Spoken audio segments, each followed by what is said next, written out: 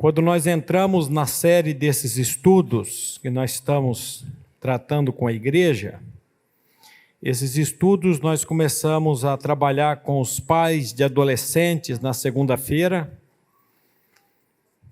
durante alguns meses, que eu tenho chamado de 3 degraus: ansiedade, depressão e suicídio.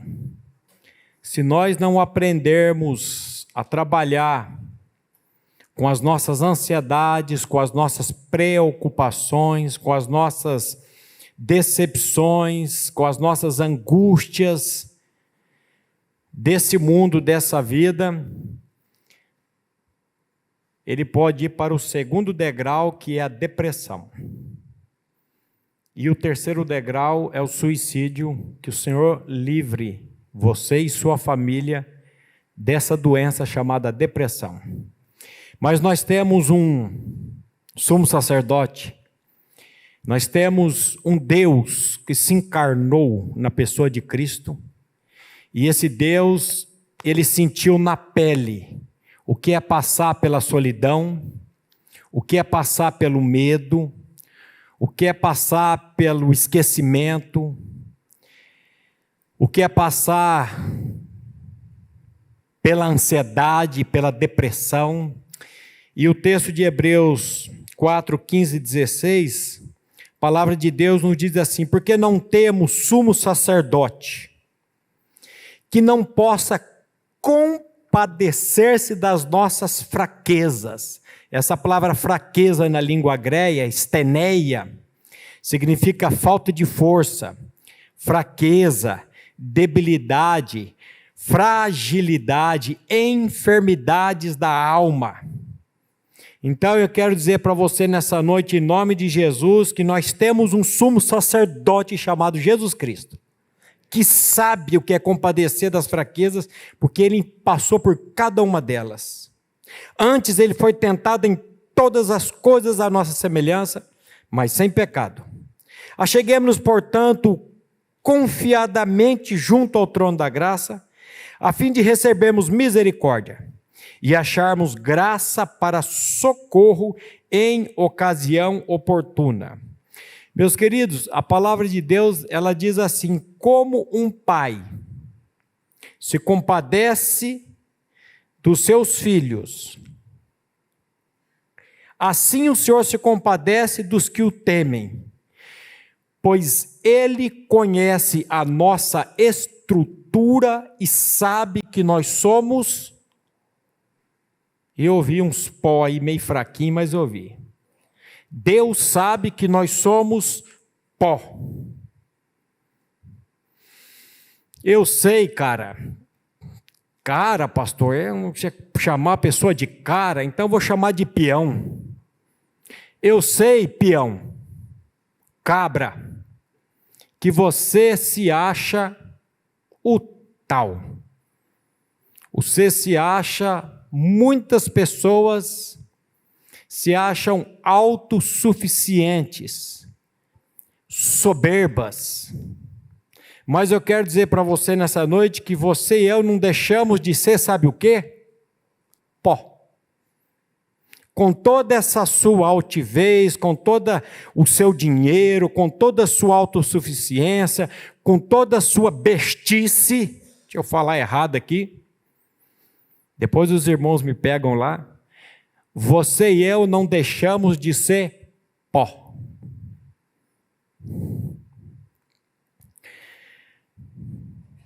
Paulo disse assim: se alguém pensa, se alguém julga ser alguma coisa, não sendo nada, quem se engana? A si mesmo se engana.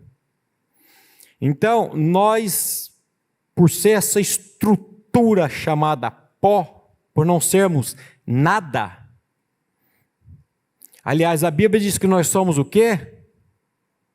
Menos do que nada. Depois, vai lá para o dicionário e procura a palavra nada, lá no Aurélio. Você vai descobrir tanta coisa que nós somos. E quando você vê aquela palavra nada, saiba que você e eu somos menos do que isso. Alguns estudiosos têm alertado sobre o assunto depressão. Hoje nós temos visto um grande número de pessoas de várias idades que vem enfrentando, lutando contra esse mal. Para vocês terem uma ideia, eu quero pedir, se você tiver liberdade, para levantar uma das mãos, você que já passou, conhece um amigo que passou, alguém da família que já passou por essa doença chamada depressão. Eu já vou deixar a minha levantada aqui, que eu conheço uns par. Eu queria que você levantasse a mão, se você conhece uma pessoa que passou pela depressão. Eu queria que você desse uma olhada do lado e visse a quantidade de mãos levantadas. Esse assunto é muito sério na palavra de Deus. É seríssimo. Vamos orar, colocando esse tempo também diante do trono da graça de Deus? Pai de toda graça, de toda misericórdia, queremos colocar diante do teu trono de graça e de misericórdia, Pai. Cada uma dessas pessoas que nós conhecemos, que passaram, que estão passando por essa doença chamada depressão. Cada pessoa que levantou a mão aqui, Pai, que conhece uma pessoa que está passando, passou, a nossa oração é que o teu Santo Espírito, doce Espírito, visite cada uma delas, trazendo o consolo que somente Ele pode, trazendo a revelação daquele único que pode nos tirar desse estado depressivo, que é a bendita pessoa do nosso Senhor e Salvador Jesus Cristo. Pedimos também, Pai, por nós, por cada família aqui representada nessa noite. Fala conosco, por meio da tua santa e excelsa palavra. Santifica a tua igreja nesse tempo do fim. É o que nós te pedimos e já agradecemos em nome de Jesus. Amém. Meus irmãos, nós já falamos aqui que a palavra depressão não aparece na Bíblia, nas páginas. Mas quando você vai estudar a palavra de Deus, ela está repleta de pessoas que passaram por sintomas que hoje nós podemos chamar de depressão. Melancolia, tristeza profunda, abatimento de espírito. O salmista vai dizer 3 vezes no Salmo 42, 43, porque estás abatido a minha alma. Porque te perturbas dentro em mim, espera em Deus, pois ainda o louvarei. Então a palavra depressão nós não vamos encontrá-la na Bíblia. Essa palavra depressão que nós usamos hoje, ela descreve um estado emocional ou uma condição psicológica que tem origem no latim, deprimere, que significa pressionar para baixo, abaixar. No contexto médico e psicológico, o seu uso começou a ganhar relevância a partir do século XVII. Originalmente, o termo utilizado em áreas como astronomia e geografia para indicar algo num nível inferior, como uma depressão de terreno. Num desses estudos eu disse que essa palavra depressão ela foi tirada da topologia. Às vezes você encontra uma placa de trânsito, depressão à frente, e você tem aquela baixa. No primeiro uso médico, no século XVII, médicos começaram a usar depressão para descrever um estado de humor abatido ou tristeza profunda. No século XIX, o termo foi adotado pela psiquiatria para se referir a uma condição clínica específica. O uso sistemático de depressão como uma condição clínica foi consolidada no final do século XIX, início do século XX, especialmente com o trabalho de médicos como Emil Kraepelin, que ajudou a diferenciar a depressão de outras condições psiquiátricas. Hoje, a depressão é conhecida como transtorno mental multifatorial, com implicações biológicas, psicológicas e sociais. E eu digo mais uma, e espirituais também, que é o mais principal. E sua definição e classificação continuam sendo refinadas. Ninguém pode fechar esse assunto. Lembre-se que Deus nos criou tricotômicos: espírito, alma e corpo. E são essas três áreas que nós sofremos com esse carinha chamado depressão. Nós estamos caminhando devagar pela palavra de Deus e vendo alguns homens de Deus que passaram por momentos depressivos. Já vimos isso na vida de Jesus. Ele foi aquele que passou, porque como que ele poderia socorrer os que são tentados? Ele foi tentado em todas as coisas. A Bíblia diz que ele entrou numa depressão tão profunda que ele disse: a minha alma está angustiada até a morte. A hematidrose começou e ele começou a suar sangue. Jesus sentiu na pele dele o que é um sintoma depressivo, para socorrer você e a mim. Oh, coisa maravilhosa. Nós vimos também na vida de Salomão o amor ao dinheiro. E por último nós vimos os 2 discípulos do caminho de Emaús, que entraram em condições depressivas também. Hoje nós vamos ver a vida de Moisés, as oposições e os fracassos, o que as oposições e o que os fracassos podem fazer na vida de um homem, pode fazer na minha vida, pode fazer na sua vida. Muitas vezes pessoas frustradas com um futuro diferente daquilo que ela sonhava. Seja um casamento que ela idealizava e não aconteceu. Não vou pedir de maneira nenhuma para você levantar a mão. Você que está aí casado, frustrado com esse marido. Principalmente se você lia muito a Júlia. Lembra da Júlia?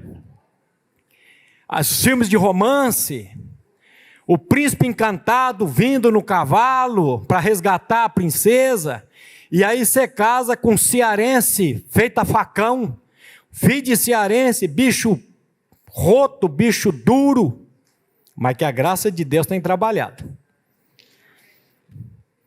E você está frustrada até hoje, esperando, fazendo de tudo para esse marido mudar, e aí o bicho não muda.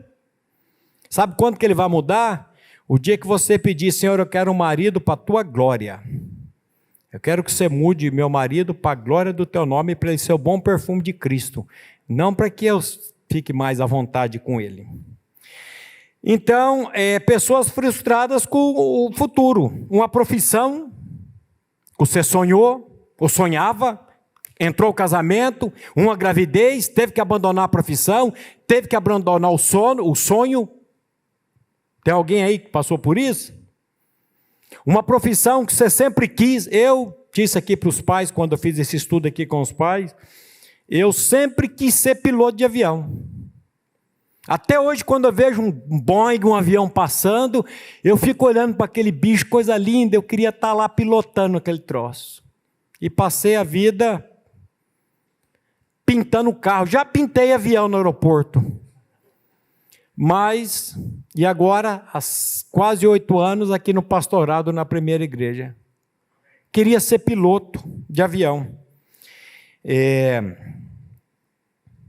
Pessoas que vivem em oposições e pressões. Gente, eu vou dizer para vocês, se nós não aprendermos a trabalhar com esses dois carinhas biblicamente, nós vamos surtar. Porque nesse mundo você não vai viver sem oposição, nesse mundo você não vai viver sem pressão. Pergunta para os irmãos aí que trabalham, que hoje são vereadores, nós temos um nosso irmão aqui, pergunta se ele sofre oposição e pressão na Câmara dos Vereadores. Pergunta se ele sofre pressões e opressões na PRF. Pergunta para os professores aqui, não vou citar minha esposa, mas pergunta aqui para os professores se eles passam por opressão, por pressões na escola. Pergunta para mim, para o pastor Glenn, para o pastor Eric, se no pastorado nós passamos por opressões e pressões. Pessoas que chegam ali no gabinete e diz assim, eu estou com esse problema, quero que o senhor resolva. E eu falo assim, nem os meus eu consigo resolver, eu vou resolver o teu, ainda mais um problema desse? Já algumas vezes pessoas sentaram ali, com um problema, dizendo, eu quero que o senhor resolva. Eu falei, não resolvo o problema. E eu sempre gosto daquela definição que o pastor Glênio fala de pastor. A melhor definição de pastor é um mendigo, dizendo para um monte de mendigos, aonde encontrou o pão. Eu não posso fazer nada, mas nós temos um Deus que pode todas as coisas. Nós temos um Deus que Ele não dormita, não toscaneja. Eu estou vendo aqui algumas pessoas que estão...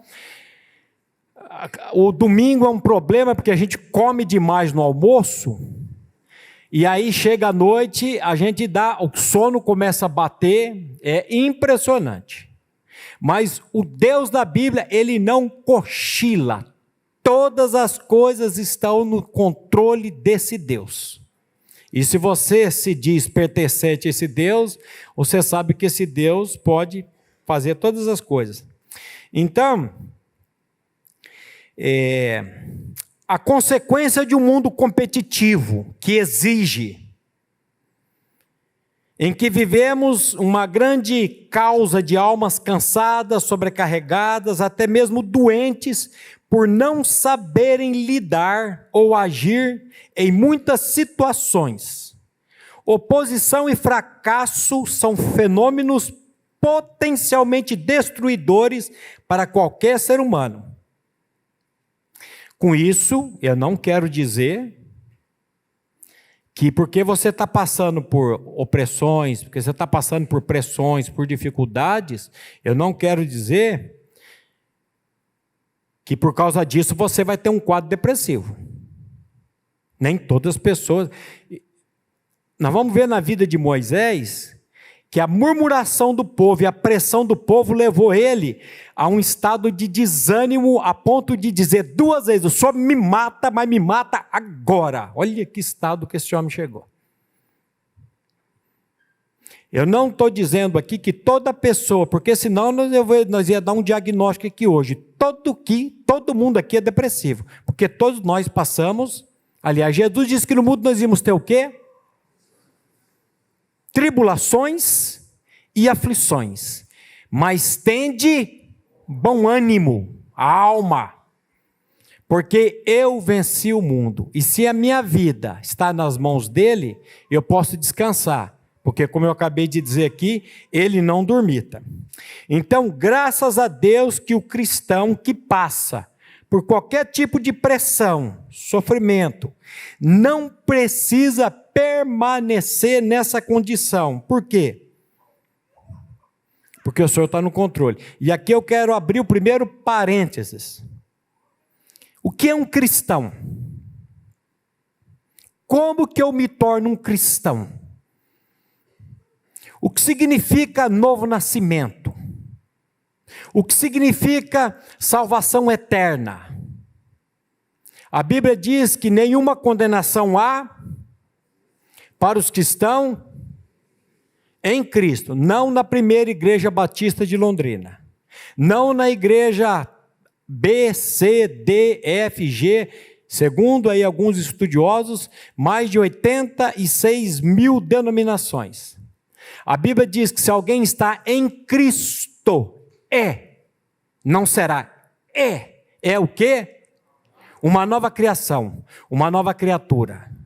Quando você nasce de novo pelo poder do Evangelho, conhecendo o Evangelho, não é esquentando o banco de igreja, não é sendo batizado nas águas, é quando você nasce de novo em Cristo, ouvindo o Evangelho. O que é Evangelho?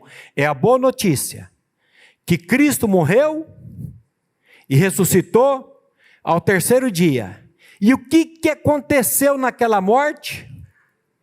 A sua morte, a minha morte, a nossa morte. Eu estou falando aqui, eu estou botando muita gente, mas é só dos que creem, tá? Você precisa conhecer e crer. A nossa morte juntamente com ele naquela cruz. Jesus não morreu sozinho na cruz. Quando ele foi crucificado naquela cruz há 2025 anos atrás, quando ele foi levantado da terra, ele vai dizer em João 12:32, e eu, quando for levantado da terra, atrairei todos a mim mesmo. Houve uma identificação nossa em Cristo, nós somos colocados em Cristo. Mas eu nasci dia 15 de junho de 1970, como que Cristo me atraiu se eu não existia? Mas a palavra de Deus diz que ele me atraiu. E se a palavra dele diz que me atraiu, porque o cordeiro foi imolado quando, meus queridos? Antes da fundação do mundo. Você pensa que o pecado de Adão pegou Deus desprevenido? Deus, quando criou o homem, ele sabia que esse homem ia cair, ele sabia que esse homem ia pecar, e ele já tinha providenciado uma eterna salvação em Cristo Jesus. Porque a salvação, quando você recebe ela pela graça, você não perde ela. Esses segmentos religiosos, me desculpa, esses segmentos religiosos que hoje você está salvo e amanhã você perde a salvação, não são bíblicos, porque a Bíblia diz que nenhuma condenação há para os que estão em Cristo Jesus. E como é que eu faço para estar em Cristo Jesus? Paulo diz, eu estou crucificado com Cristo e vivo não mais eu, mas Cristo vive em mim. O que é ser cristão? É eu ter a pessoa de Cristo habitando dentro de mim. E quando ele vem habitar dentro de nós, há uma mudança, há um câmbio, há uma metanoia. Você muda. Aliás, o seu não muda, você é mudado pela graça de Deus, que é ele entrando dentro de nós. A obra do Evangelho é de fora para dentro. A obra do Evangelho é de dentro para fora. Ele arranca o coração de pedra, coloca um coração de carne, ele escreve na minha mente e imprime dentro do meu coração as suas leis. E aí você pode louvar. Então eu falei, ficava a noite toda louvando isso aqui. Você pode louvar, agradecendo a Deus. Tem pessoas que na hora do louvor, elas ficam... Eu lembro lá da lua de mel em Fortaleza, quando eu casei com a minha esposa, nós fomos lá em Fortaleza e tinha uma barraca lá de carranca, aquelas carrancas do Nordeste. E eu falei, o cara compra uma carranca dessa para largar na casa dele. Às vezes eu vejo pessoa louvando, braço cruzado, carrancudo. Eu falo, Senhor, essa pessoa precisa nascer de novo ainda. Essa pessoa precisa conhecer verdadeiramente o Senhor, porque quando você é libertado, meu querido, você louva, você agradece, você é outra coisa. Então, a pergunta que eu faço é a seguinte, você está em Cristo? Você já nasceu de novo? Então tá, primeiro parênteses. Então, o cristão que está em Cristo, que passa por todo tipo de pressão e sofrimento, não precisa permanecer nessa condição. Ele tem, ou deveria saber que tem, a quem ele pode recorrer, que é o Rei dos Reis e o Senhor dos Senhores. Nós vimos aí a nossa irmã Eneida, que o Senhor a levou, e nós vimos o testemunho dessa irmã, durante esse tempo desse câncer.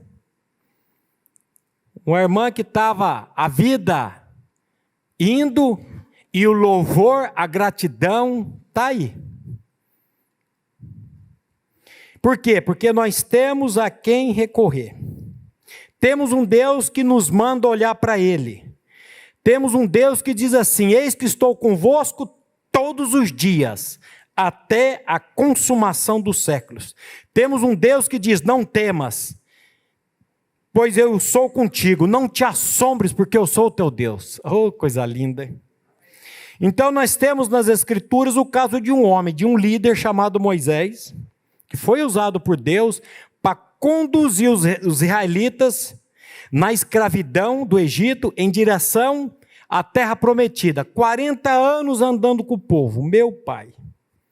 Esse homem passou por oposições, esse homem passou por pressões. Eu quero que você abra a sua Bíblia em Números capítulo 11, que vai relatar aqui o sentimento do coração dele. Nesse texto aqui, Moisés, ele faz uma lamentação a Deus. Nós já falamos aqui em outro estudo, a diferença entre murmuração e lamentação. Vocês lembram? Murmuração é quando eu estou enfrentando um problema no ministério, um problema seja ele qual for, e eu procuro o Fernando Prison, e eu vou murmurar, reclamar dessa coisa, dessa situação para ele. Não estou falando de conselho, eu estou falando de, você começa ali a murmuração. Lamentação é quando eu vou diante do trono da graça de Deus. A murmuração é as pessoas, a lamentação é a Deus. E aqui nós temos uma lamentação, Números capítulo 11, a partir do versículo 10. Nessa passagem aqui, a reação de Moisés diante da pressão que ele sofria por parte do povo.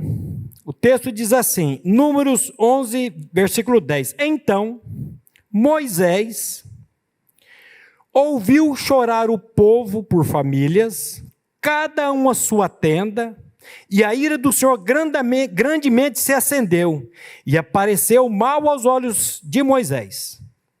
E pareceu mal aos olhos de Moisés. Disse Moisés ao Senhor: por que fizeste esse mal a mim, o teu servo? E por que não achei favor aos teus olhos? Viste que puseste sobre mim a carga de todo este povo? Olha. Concebi eu, porventura, este povo? Dei-o eu à luz para que me digas: leva-o ao teu colo como uma ama leva a criança que mama a terra, e que sob juramento prometeste a teus pais? Donde teria eu carne para dar a todo este povo? Pois chora diante de mim, dizendo: dá-nos carne para que possamos comer. Eu sozinho não posso levar esse povo, pois me é pesado demais. Se assim me tratas, mata-me de uma vez, eu te peço, se tenho achado favor aos teus olhos, e não me deixes ver a minha miséria. Só faltou em nome de Jesus, amém. Olha a oração do cara. Você fala assim, que oração, parece que ele está grudando no gogó de Deus. Ele está abrindo o coração, isso aqui é uma lamentação. Povo chorando por causa de... Já viu uma pessoa chorar por causa de carne? Hã? Eu gosto de um churrasco. De vez em quando eu me convido na casa dos irmãos para o churrasco. Mas ultimamente eu tenho até negado o churrasco. Tanto canseira, trabalho. Agora, o povo aqui, Moisés fala: olha, eu não aguento mais esse povo vem, eu não concebi esse povo, o Senhor, e a expressão no hebraico aqui, o texto não parece, mas ele diz por duas vezes: o Senhor me mata, mas o Senhor me mata agora. Muitas vezes nós agimos assim. Moisés queria saber por que o Senhor estava trazendo aquele sofrimento sobre ele. E o argumento dele baseia-se aqui no fato de que o Senhor era criador do povo de Israel e não ele. Ele vai dizer: eu por acaso concebi esse povo? O senhor não está vendo que essa responsabilidade está pesada sobre mim? No verso 15 ele vai dizer: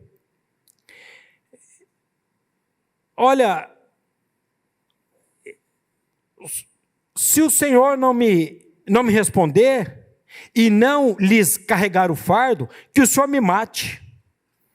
Nós temos alguns homens na Bíblia que pediram a morte: Moisés, Elias, Jonas, 2 vezes Jonas pediu a morte. Alguns dizem que Jeremias pediu morte, alguns dizem que Jó pediu morte, mas eles não pediram, eles amaldiçoaram o nascimento deles. Por que eu não fui um abortivo quando eu nasci? Por que a minha mãe não me abortou? Mas nós temos alguns casos de alguns homens que pediram para Deus a morte. Que coisa esquisita, né? Os estudiosos dizem que esse não foi apenas um breve momento de tristeza, mas um momento de grande estresse causado pela pressão sobre a mente de Moisés. Você imagina você andar com o povo te pressionando todo dia, durante 40 anos. O homem tendo que tomar decisão. E decisões que estavam muito além da capacidade dele, porque ele não podia fazer nada. O que ele podia fazer? Toda vez que o povo vinha, ele recorria a Deus. Uma pessoa que se sentia sem capacidade nenhuma, impotente, pequeno, diante de uma missão tão grande que Deus tinha dado para ele. Só que quando Deus dá uma missão para o homem, ele dá a missão e sabe o que ele faz? Ele patrocina, ele capacita esse homem. Eu gosto do Deus da Bíblia. O Deus da Bíblia, ele não nos abandona. O problema de Moisés é que a murmuração do povo foi pegando ele, e muitas pessoas, pode ser o seu caso, pode ser o meu caso, nós estamos enfrentando situações como essas, situação de opressão, situação de frustração, situações de perseguição. Dá uma lida no Salmo 78, 19. Nós estamos trabalhando em cima daquele livro Depressão e Graça, já disse isso, do Wilson Porte Jr., e ele fala que a murmuração leva à exaustão. Não pense que a murmuração do povo era contra Moisés. A murmuração do povo era contra Deus, porque a Bíblia diz em alguns textos que toda murmuração é contra quem? É contra Deus. E aí o Salmo 78, 19 vai mostrar essa verdade. Falaram contra Deus dizendo: pode acaso Deus preparar-nos mesa no deserto? A murmuração não era contra Moisés, a murmuração era contra Deus. Toda murmuração, antes de ser contra qualquer pessoa, ela é contra Deus. Quem governa tudo? Quem governa todos? Quem está no controle de todas as coisas? Quem que não permite que um pardal caia por terra sem o consentimento dele? Deus, não é? Então, quando eu reclamo, quando eu murmuro, nas entrelinhas, eu estou reclamando e murmurando contra quem? Contra Deus. Na verdade, eu estou dizendo para Deus: por que o Senhor não resolve essa situação? O Senhor não está vendo que eu estou passando por isso? E a coisa maravilhosa é que Moisés, ele foi diante de Deus em oração. Tem muitas pessoas que entram num estado de depressão, de angústia, que dizem assim: eu não consigo nem mais orar, pastor. Uma coisa simples, que é se colocar diante de Deus, clamando o socorro de Deus, clamando a ajuda de Deus, e essas pessoas, não sei nem do que eu posso chamá-las, dizem: eu não consigo orar. É nessa hora, meu querido, minha querida, que você precisa buscar o trono da graça, porque no trono da graça você vai encontrar, sabe o quê? Nós lemos aí, graça e misericórdia. Então, quando eu murmuro sobre qualquer coisa, nas entrelinhas, eu estou dizendo para Deus que o Senhor não governa esse mundo, que o Senhor não está controle de nada. Porque a Bíblia diz que toda murmuração é contra Deus. A ingratidão do coração do povo levou Moisés a uma exaustão mental. Você lembra daquele texto de Provérbios 21, 19? Dá uma lida nele aí, Provérbios 21, 19. Eu lembrei dele agora de tardezinha.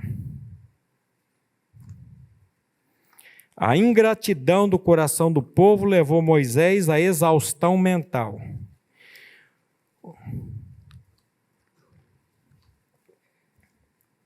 Melhor é morar numa terra deserta do que com uma mulher rixosa e iracunda. E não é só a mulher não, tá? Tem muito homem rixoso, tem muito homem murmurento, tem muito homem iracundo e adolescente também, que reclama de tudo. O pai dá não tá bom, a mãe dá não tá bom, porque o outro tem, porque eu não tenho, e fica, tô olhando para dois adolescentes aqui, e é para você mesmo, fica numa murmuração reclamando das coisas. E mais um texto, Provérbios 25, 24. Provérbios 25, 24. Melhor é morar num canto do eirado do que junto com a mulher rixosa na mesma casa. Tem uma versão que diz com a mulher murmurenta, que murmura, reclama de nada tá bom, nunca tá bom. O Senhor tem me dado um estudo aqui para mim fazer um domingo de manhã, não sei quando vai ser, sobre a gratidão. Em tudo dai graças. Como que a gratidão, ela bloqueia o cortisol, a adrenalina, a noradrenalina, aquilo que nós tratamos domingo à noite sobre o perdão. E o Pedro foi muito feliz hoje na palavra, mostrando também sobre o perdão. Muito boa a palavra. Teve uma irmã que estava sentada aí, ela não está, acho que ela ficou, deve estar em casa ou deve estar trabalhando ali no fundo.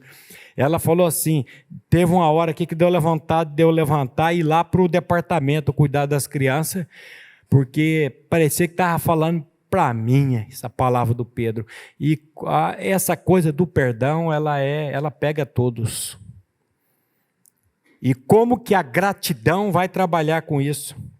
Então, meus queridos, hoje nós vivemos sobre pressão e opressão. Pressão no trabalho, pressão diante de metas a serem atingidas.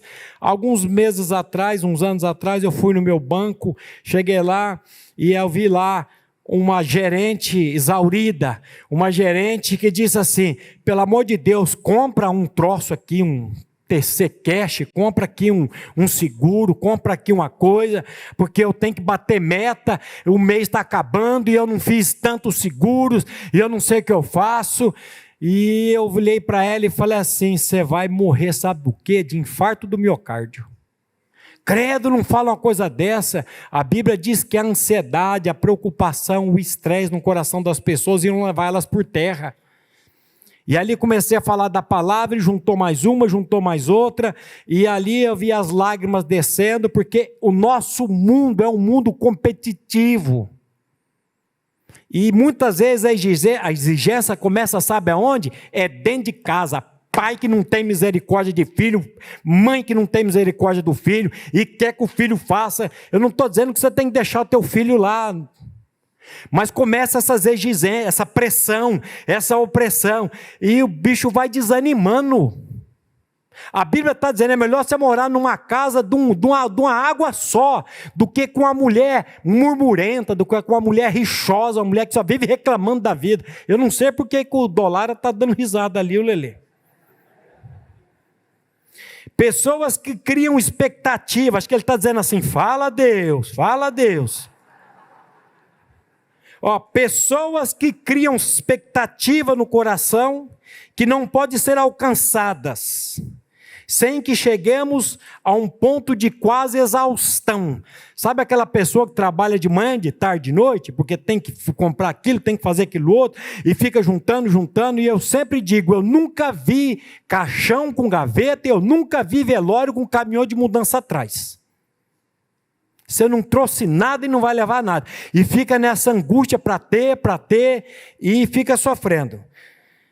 Aí o que acontece? A exaustão. Os americanos chamam isso de burnout. Já ouviu falar desse burnout aí? Esse burnout?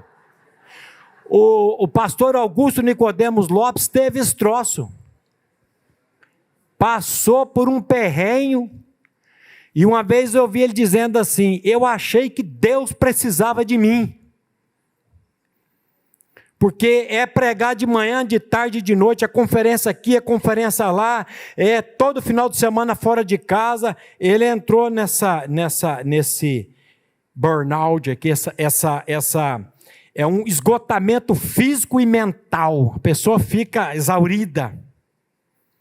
E esse esgotamento, ele vem de pressões internas e externas, que pode nos levar a um estado depressivo diante de tanta pressão, a ponto de levar uma pessoa a desejar a própria morte. Eu quero morrer, eu não aguento mais, tanta pressão. Mas lembre-se que nós temos um Salvador que disse assim: come on here. Pensa que eu não sei falar inglês, não? Só porque eu não sei falar o Bernardo aí? Ele disse assim: vinde a mim, todos vós que estáis cansados, sobrecarregados. Olha o defunto carregando nas costas. Pessoa que anda sobrecarregada. E ele diz aqui: vinde a mim e eu vos aliviarei. Aprendei de mim, que sou manso e humilde de coração, e encontrareis descanso. Para quê? Para o corpo? Para vossas almas. Porque a depressão, ela começa na alma. Não é o corpo vai sofrer depois, é verdade. Mas começa na alma, mente, emoções e vontade. E sabe o que eu vou fazer? Eu vou aliviar vocês. Eu vou tratar com vocês. Eu vou levar vocês a essa questão de descansar, de levar vocês ao descanso. Então, Moisés, com esse povo, ele chegou a um ponto que ele falou: olha, agora eu não aguento mais. Mas quando ele faz essa lamentação diante de Deus, depois, se você quiser ler o capítulo 11 de Números, 12, você vai ver que após ele fazer essa lamentação a Deus, que eu acho até pesada, no mesmo instante Deus ouve a oração dele e Deus vai tratar com ele. Porque o nosso Deus, ele é assim, ele trata com a gente. E não esqueça de uma coisa: Deus permitiu isso na vida de Moisés para tratar com ele também. Às vezes Deus está permitindo, às vezes a pessoa diz: eu não sei o que está acontecendo comigo, as coisas não estão dando certo. Semana passada eu conversei com um jovem e ele falou: pastor, eu tinha não sei quantos milhões de seguidores, os meus seguidores estão diminuindo, as coisas estão dando errado, o carro está quebrando. E ele falando das desgraças, e eu lá dentro: glória a Deus, glória a Deus, o Senhor está atrás do você, cara. Ele está permitindo isso aí para dizer: acorda, peão. Acorda para a vida, cara. Que a gente começa a ganhar dinheiro, e eu não sou contra ganhar dinheiro, não. E começa a trabalhar, aí chega no domingo à noite para vir para a igreja, senta e dorme. Não aguenta. Nós somos frágeis, a Bíblia diz: Deus conhece a nossa estrutura e Deus sabe que nós somos pó, e nós temos um Deus que nós podemos nos achegar diante do trono da graça dEle, e Ele vai nos aliviar, Ele vai ouvir a nossa oração, Ele vai mudar a nossa sorte para a glória dEle. Para a glória dEle. E eu quero deixar aqui agora... Eu vou pular umas coisas aqui, porque o tempo está acabando. A resposta de Deus para Moisés foi única. Assim como a resposta de Deus para o seu problema, para o meu problema, também será única. Isso porque Deus trata com cada um de maneira única e especial. Mas esse tratamento passa pela busca. Você e eu precisamos buscá-lo a fim de obtermos a cura. Ir diante do trono da graça de Deus. Irmos diante dele buscar. Se você ou alguém que você conhece está passando por momentos de grande sofrimento, momentos de depressão, busque Deus em oração, busque os conselhos de Deus, busque a sua direção na sua palavra. O mesmo Deus que ajudou Moisés, no momento que ele chegou no fim do túnel, ele pode também operar em você e pode operar em você e em mim. O que a Bíblia fala sobre? Eu quero deixar aqui alguns versículos e queria que você anotasse esses versículos, que esses versículos aqui, eles vão tratar. E eu queria que você lesse esses versículos para uma pessoa que está passando por depressão. O primeiro dele está no Salmo 56, 3 e 4. Esse versículo aqui eu ensinei para minha neta. Salmo 56, 3 e 4. O que a Bíblia fala sobre o medo? Porque nós somos um povo que é guiado pelo medo, nós somos um povo que é regido pelo medo, nós somos um povo, eu sempre costumo dizer assim, como é que é seu nome? É Maurício. Não é Maurício, é medo. O primeiro sentimento depois da queda foi o medo. Eu ouvi a tua voz, porque estava nu, tive medo e me escondi. Então nós somos uma raça que o medo nos controla. E o Salmo 56, 3 e 4, o salmista diz assim, mas quando eu estiver com medo, confiarei em ti, em Deus cuja palavra eu louvo, confiarei em ti, em me vindo o temor, hei de confiar em ti, em me vindo o medo, em me vindo o temor, hei de confiar em quem? Em ti, em Deus cuja palavra eu louvo, em Deus eu confio e não temerei. O que me poderá fazer-me? O simples mortal? Porque se Deus é por nós, oh meu querido. E o Salmo 27, 1 e 2, o salmista também diz aqui algo de suma importância, que isso aqui vai ser um bloqueador contra o medo, contra as pressões, contra as angústias, contra os medos. Salmo 27, 1 e 2. O Senhor é o quê? A minha luz e a minha salvação. De quem terei medo? De quem terei temor? O Senhor é o quê? O meu forte refúgio. De quem terei medo? Quando os homens maus avançarem contra mim para destruir-me, eles, meus inimigos e meus adversários, é que tropeçarão e cairão. E o Salmo 34, 4, espero que você esteja anotando os textos, Salmo 34, 4, o salmista diz assim, busquei quem? Busquei o Senhor, e Ele me respondeu, livrou-me de quantos temores? Todos os meus temores. Quando eu busquei quem? Ao Senhor. Quem que você está buscando? Quem que eu estou buscando?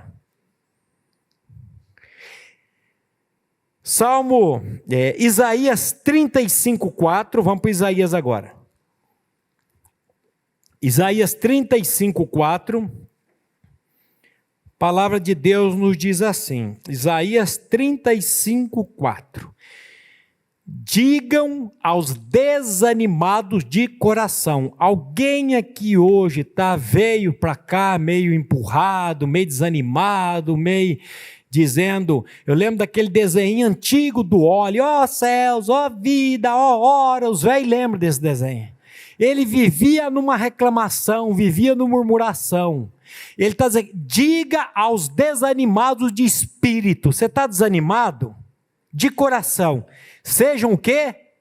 Fortes, não temam, o seu Deus virá com vingança, com divina retribuição, virá para salvá-los. O seu Deus vai vir ao teu encontro, meu querido. Mas pastor, eu estou orando já faz tantos anos. Continua orando. No tempo dele ele vai vir fazer visita. No tempo dele ele vem tirar esse peso, essa angústia. Porque a Bíblia diz que Deus não é homem para que minta, nem filho do homem para que se arrependa, porventura tendo ele dito, não fará? Oh, meu irmão, se ele diz, Ele cumpre. Céu passa, terra passa. Você está vendo que o mundo está gemendo? Você está vendo o fogo? Você está vendo a água? Nós estamos pessoas lá em Governador Celso Ramos, que a água entrou 1,5 metro, destruiu todos os móveis. Na padaria do meu genro, a água tomou conta, mas não estragou nada. Quando eles construíram, eles já fizeram os motores tudo alto, já pensando nisso.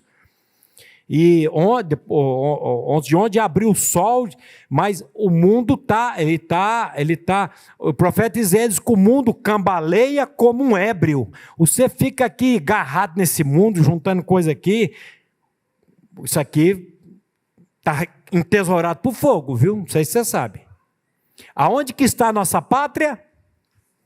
A nossa pátria está nos céus, de onde aguardamos, esperamos o Senhor.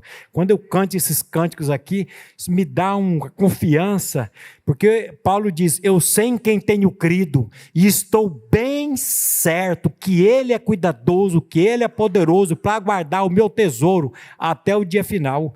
Quando você sabe em quem você crê, mas ainda que você ande, passe pelo vale da sombra da morte, você não tem medo nenhum. Porque você sabe que Ele está com você, em você, e Ele em você, você não é vencedor não, viu? Você é mais do que vencedor por meio daquele que nos amou. E o 41:10, Salmo 41:10, Isaías 41:10, desculpa. Isaías 41:10, olha o que o profeta Isaías diz aí, 41:10. Por isso, não temas, pois eu estou com você. Não tenha, presta atenção que todos os versículos falam do medo. O apóstolo João diz que o que o tormento faz? O que o medo faz? Produz tormento. As pessoas o medo vai tomando conta, vai tomando forma dentro de você, e daqui a pouco você começa a andar, há um atormentado ali, ó. O cara está atormentado, porque é tanto medo, e a palavra de Deus está dizendo aqui, ó. Por isso não temas, eu estou com você, não tenha medo, pois eu sou o seu Deus. Eu o fortalecerei e eu o ajudarei, eu o segurarei com a minha mão direita vitoriosa. É Deus que está dizendo. O Salmo 46, 1 e 2, eu devia ter colocado os Salmos, vamos voltar para o Salmo 46, 1 e 2, mais 2 textos. A gente encerra, Salmo 46, 1 e 2, texto conhecidíssimo de muitos irmãos, quando o salmista diz aí no Salmo 46, 1, Deus é o nosso refúgio e fortaleza, socorro bem presente nas tribulações. Engraçado que a Bíblia diz que Deus ele é presente no universo, a Bíblia diz que onde 2 ou 3 estiver reunidos em nome dele, ele é presente, mas na tribulação ele não é presente não, Lu. Sabe o que ele é? Bem presente. Mas parece que na hora da tribulação e do problema, a gente pensa assim, Deus me abandonou. E é nessa hora que você tem que clamar a Ele. Por quê? Porque Ele é socorro bem presente nas tribulações. Portanto, não temeremos. Olha o medo de novo aqui, olha o temor. Ainda que a terra se transtorne e os montes se abalem no seio dos mares, ainda que as águas tumultuem e espumejem, e na sua fúria os montes se estremeçam, Deus é o meu refúgio e fortaleza e socorro bem presente na tribulação e na angústia. Oh, coisa linda. Salmo 57, 1. Olha o que o salmista está dizendo aí no Salmo 57, 1. Tem misericórdia de mim, ó Deus, tem misericórdia, pois em ti a minha alma se refugia. À sombra das tuas asas me abrigo, até que passem o quê? As calamidades. Os problemas, A Bíblia diz que quanto mais próximo a vinda do Senhor tivesse, mais pestes, mais terremotos, mais coisas iam acontecer nesse mundo, e a gente às vezes fica pedindo para Deus, tira isso, tira aquilo outro, deixa disso, e isso faz parte do plano de Deus para a redenção do nosso corpo, a redenção final. Então ele diz aqui, tem misericórdia de mim, ó Deus, tem misericórdia, pois em ti a minha alma se refugia, à sombra das tuas asas me abrigo, até que passem as calamidades. O Salmo 91, 5 a 7, também bem conhecido, Salmo 91, 5 a 7, isso aqui tem acontecido com algumas pessoas. O ano passado eu atendi algumas pessoas, esse ano já atendi pessoas que estão passando aqui pelo esse pavor da noite, esse terror noturno, essa opressão de Satanás.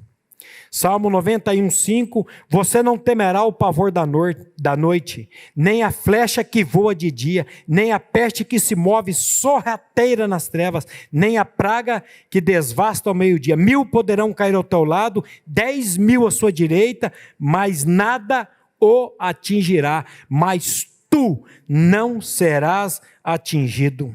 Oh, meu querido, oh, meu irmão.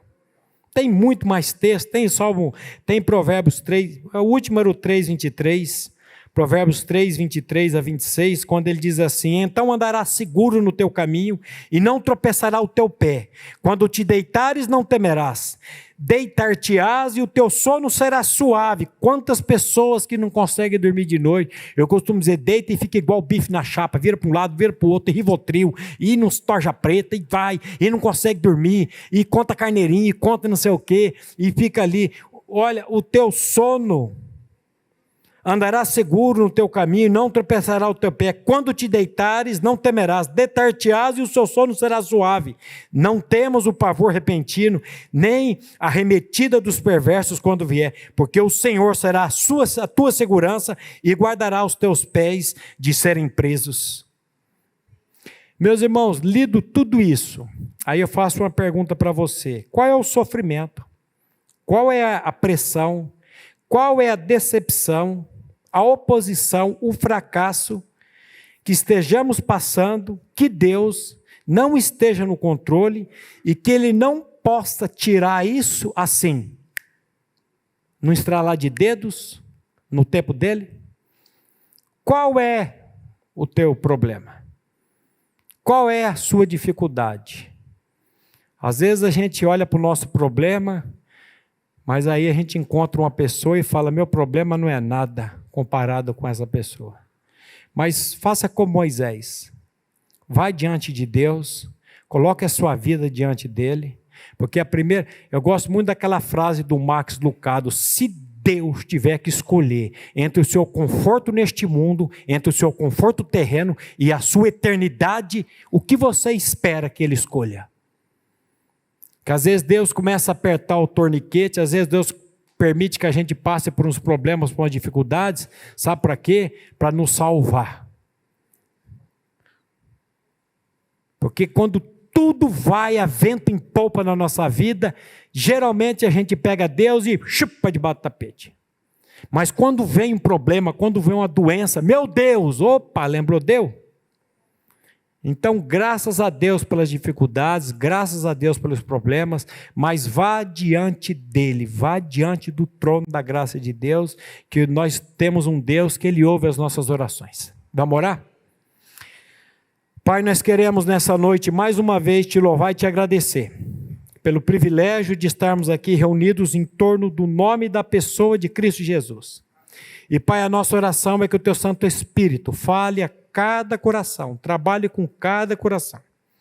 Pai, aqui nas casas, na internet, pessoas que vão ouvir essa palavra, vamos encontrar muitas pessoas angustiadas, pressionadas, depressivas, mas Pai, por meio da Tua palavra, trabalha na nossa vida, trabalha no nosso coração, trazendo a revelação dessa obra tão maravilhosa que o Seu Filho fez por nós e faz em nós. Dá-nos, Pai, a revelação que Cristo Jesus é a única pessoa suficiente para a nossa firmeza nesse mundo. cuida das famílias aqui presentes, é o que nós te pedimos e já agradecemos em nome de Jesus. Amém.